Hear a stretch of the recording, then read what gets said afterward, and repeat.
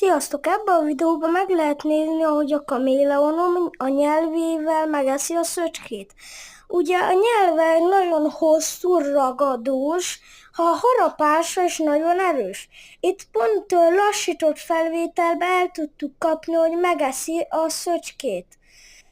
Itt, ahogy látjátok, nagyon vadász ösztönös, nagyon erősen megeszi, és amúgy meg 3 naponta 4 adunk neki, szóval nem minden nap egyet, kettőt, hanem 3 naponta 4.